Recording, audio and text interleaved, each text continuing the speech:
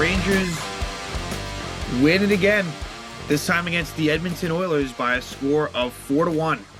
This really very impressive season continues, and that's a great back-to-back wins at MSG, where they beat the Tampa Bay Lightning 4-0, and they beat the Edmonton Oilers 4-1, a team in Edmonton that's been struggling lately. This is not the same team that the Rangers played in Edmonton. Sloppy as that may have been, Edmonton won 6-5 in that one in overtime.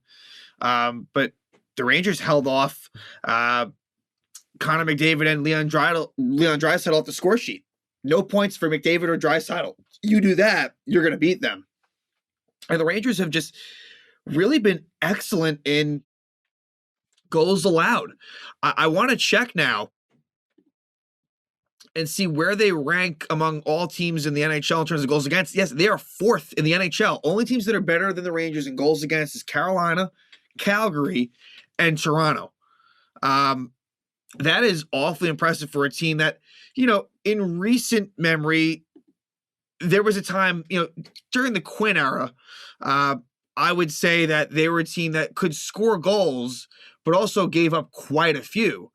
What helps is really excellent goaltending. Let's start out with that. And in this one, it was Alex Georgiev. Alex Georgiev, and I was really critical of him when he was at his worst this season. I was wondering, is this an NHL goaltender? He's answered that question. He absolutely is. Ever since Shesterkin went down in that Sharks game, and this was, I guess, by now about a month ago, a little more than a month ago, Shesterkin ever since then has been great. Georgiev has been great ever since that injury. And he's someone that, at this point, you don't mind being net. I mean, sure, Shesterkin, he's the guy. He is definitely the number one, but Georgiev, really has made this goaltending duo arguably one of the best in the NHL when he is on his game like this. Then, let's talk about the defense. Ryan Lindgren returns in this one, which is, of course, really, really key. He returns. Zach Jones stays in the lineup. Libor Hayek stays in the lineup, which was kind of to my surprise, but I guess he's been okay lately. And Nils Lundkvist was actually the healthy scratch. So there's some competition there. Patrick Nemeth, they haven't really said a whole lot about what's going on. I think it's a non-COVID illness with Nemeth, so it's not a healthy scratch, although one could argue that he deserves that, but I still think that he's useful in a third pair role, but he has had his struggles too. But there's a lot of competition, for that third pair. I wouldn't be surprised if they eventually trade for someone. You could always use depth on, for the defense, and I think they will eventually do that, but there's a lot of options. And so in this game, you had, of course, your classic, Lindgren, Fox, Miller, Trouba pairs, but you also had a third pair of, youngsters in Hayek and more so in Zach Jones, and they acquitted themselves quite well. And I think credit needs to be given to the K'Andre Miller, Jacob Trouba pairing. They've been logging a lot of minutes and really been doing a very good job. I think they kind of go unseen, but also Ryan Lindgren's another underrated defenseman. That pair, Lindgren and Fox, it just works. We know Adam Fox, we know how good he is, but Ryan Lindgren is very important to that. But K'Andre Miller, this is someone who's really improving and someone who he could be a cornerstone player for this organization. And I think it was looking good last year, but I think he, and again, he was a rookie.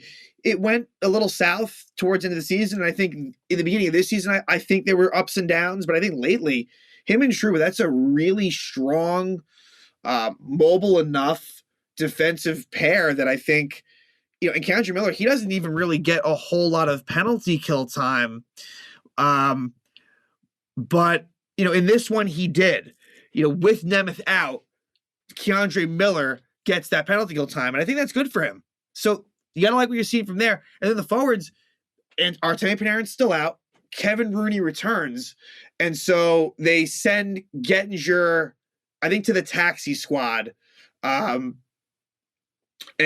so Rooney takes Gettinger's spot in the lineup. And the main thing that comes to mind is the Strome line with Lafreniere and Goodrow was great. That was really the story of this game, the Ryan Strome line. And let's talk about Strome specifically. This is someone who we've seen this year, without Panarin, succeed and show chemistry with other players. I think we've been a little bit unfair in terms of just saying, well, he's attacked Panarin and it's easy. Yes, that is true. But give them credit for having the chemistry they do. And look, Lafreniere, he's looked so much better with Strome than, let's say, Hedl. I mean, Ryan Strome is so much better than Philip Hedl. It's really not even close. Sadly, it's really not even close at all. And that's too bad because you really would want Philip Hedl to develop. I think Hedl's been one of the more disappointing players on this team. Don't like what I've seen from him. But the good thing is no Panarin, no problem. Barclay Goodrow is just such an excellent player to have on this team. Can use him in really all situations, move up and down the lineup, versatile, can play wing, can play center, just a gritty player. And hey, not for nothing, Barclay Goodrow scored his 7th goal of the season. He's putting up some points. He's, got about a half a point a game, which I'll take that. This is not someone that gets any power play time. He's really pretty much getting all his points in even strength. And for a team that really has struggled at even strength, this has been such an excellent special teams club. And that was kind of continued tonight in some ways, where the Rangers scored a power play goal. Whenever they were on the kill, they did the job. And yeah, so what's interesting too is I find that like that Hedl line with Gauthier and Hunt, as it currently stands, is getting less ice time than the so-called fourth line with Rooney, McKegg, and Reeves. Like, they've been playing more and kind of as they should, more than the Hedl line. So you're getting sort of the 4-line balance. You just kind of want to improve that third line somehow. But it's great to see Lafreniere produce. And who knows, maybe it's something to think about with Strome. I fear that when Panarin returns, it'll be Lafreniere back on the Hedl line, but it gives you something to think about. So, as it pertains to the game, Mikko Koskinen had a really rough night for Edmonton. A really rough night. He is a major reason why they lost this game in more ways than one. He actually takes a delay of game penalty 15 seconds in. Edmonton does kill that off. However, Koskinen then at the 5:20 at about 5:20 or so into the period turns the puck over, and Strome, with good pressure, steals it, gives it to Lafreniere, who gets the goal. It was kind of reminiscent to the goal that Lafreniere had against Brian Elliott in Tampa. Lafreniere, that's his 8th goal of the season. So again, Lafreniere, for someone who really, it hasn't been all great this season. I think we're a little impatient with him. That's for sure, but he is a number 1 overall pick. He doesn't get much power. You have to remember, he doesn't get much power play time to defend him. But 8 goals is pretty good when you look at the big picture, when you look at everything. Like I said, in I guess the episode where he scored at Tampa, him reaching 20 goals is not out of the realm of possibility whatsoever. And it reminds me of last year where he started to turn it on as the season wore on. So 8th goal from Lafreniere, Strome with the assist, and Ryan Lindgren in his return gets an assist as well. The first period for the Rangers was a good one. And that's a period, like I've said, where they haven't been as good. Really good job by them turning that around in these last 2 games at MSG. Great first periods. Then in the second period, it would be another goal for that line. This time, Barclay Goodrow. 7th goal of the season for Goodrow, with the assist by Lafreniere, who hasn't had many of them, only his 3rd assist of the season, and Strome. So Strome gets his 2nd assist of the night, and that makes it 2-0 Rangers. But Edmonton, they would start to get better, not before Zibanejad draws a holding penalty, but unfortunately then Kakko, a weak call 30 seconds into the power play, is called for a hooking penalty. Didn't love the call, but that would make it 4-on-4. No one would score. But later in the period, the Oilers get on the board. Ryan McLeod makes it 2-1. Nothing that Georgiev could do. The Hedl line was on for that one. The Hedl line with Hunt and Gauthier was on. And, it's part of the reason why I don't think they're getting much ice time, because, they're not producing goals and they are giving them up when they're out there every now and then. So that makes it 2-1. We head into the third. Now, I was a little bit nervous going into the third period, but the Rangers would draw a power play. Greg McKegg was tripped. And I actually thought this was one of McKegg's better games, I actually felt like. I mean, do I want to keep him in the lineup? No, everything being equal. I'd like to, give a player like Morgan Barron an opportunity, but McKegg is able to draw the trip, and the Rangers score a power play goal. And it's that guy who scores power play goals, Chris Kreider. 20th goal in the season for Kreider. You have to think this is finally the year that he breaks that 30-goal mark. And, of course, Adam Fox with an assist. And that makes it 3-1. Kreider, a great deflection, and it squeaks by Koskinen, makes it 3-1. And then Rangers draw a power play. Strome is slashed. And then another situation where the Rangers take a penalty on the power play. Jacob Trouba is called for high sticking.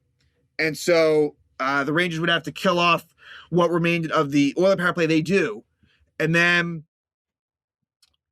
at 14-11, another goal for that Strome line. This time Strome himself. Ryan Strome scores his 8th of the season from Goodrow and Fox. So you have 3 points for Strome, 2 points for Lafreniere, 2 points for Goodrow, 2 points for Fox. And so Strome against his former team as well. Rangers acquired Ryan Strome from the Oilers for Ryan Spooner. Boy, does that look like a steal. I mean, it is a steal. Looking back on it years later. Rangers would have another power play later. Nothing comes of it. That's it. Rangers win it 4-1. Georgiev with 33 saves did really well. That Strome line produces 3 goals. So, good stuff. And now the Rangers head out west for what will be an interesting 4-game road trip. They play a Vegas team who they recently lost to in overtime. They will then play the Ducks and Kings, teams in which they have not played yet. And then they go and play the Sharks, a team that they beat 1-0 at the Garden. So, but this will be, this is a pretty long stretch because some days off in between on all these games, at least one, and I think in some cases 2, I think in between the King game and the Shark game. So they're going to be on the, they're going to be there for more than a week. So this will be, not necessarily challenging teams. Vegas, I would say, is when they're going right. The other teams, I mean, the Ducks have been a pretty good story this season. You're not facing anyone I'll say this, you're not facing anyone that's bad. But these are winnable games, but the West Coast trips can be difficult. So this will be a good test. Interested in seeing how they do. But the Rangers at this point, they are now 22-8-4. Technically speaking, from a points perspective, they have the most points in the NHL. Tied with Washington, but technically the Rangers are ahead based on having more regulation wins. The Rangers are in 4th in terms of points percentage. But the point is, this team is really, really getting it done. 34 games into the season, so a lot to go, but this is looking good. And Gerard Gallant is just pushing really all the right buttons, saying all the right things, and they're really playing for him, and it's just very exciting to watch. So Rangers get it done, and now they head out west.